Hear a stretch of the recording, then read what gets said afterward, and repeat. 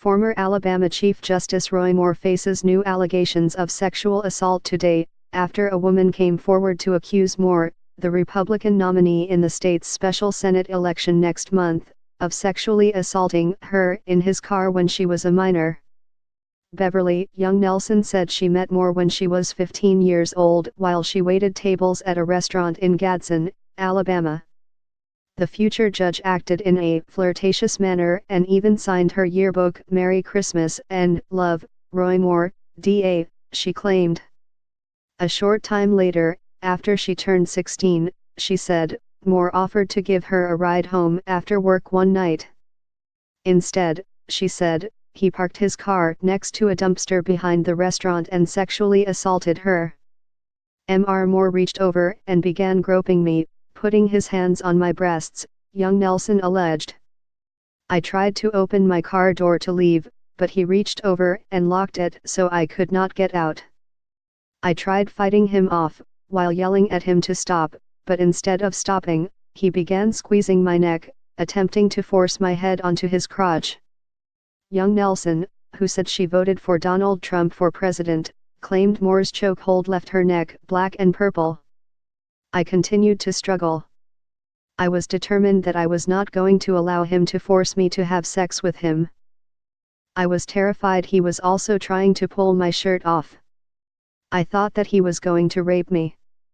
I was twisting and struggling and begging him to stop. I had tears running down my face, she said.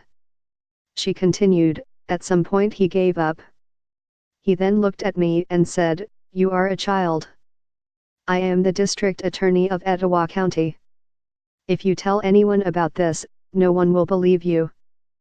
Young Nelson's son, Spencer Harris, confirmed his mother's account to ABC News, saying that his mother still has the yearbook that Moore signed. "My mother wouldn't lie about this," he said. Moore should admit to what he's done and apologize about it.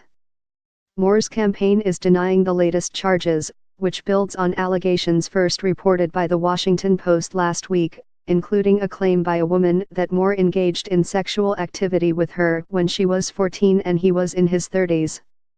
"We've said this before, and we'll say it again, Judge Moore is an innocent man and has never had any sexual misconduct with anyone," Moore campaign chairman Bill Armistead said.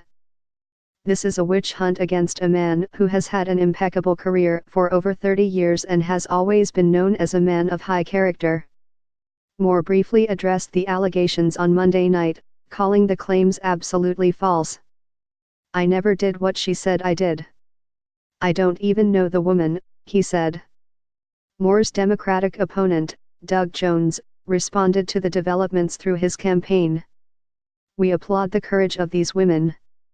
Roy Moore will be held accountable by the people of Alabama for his actions," his campaign said.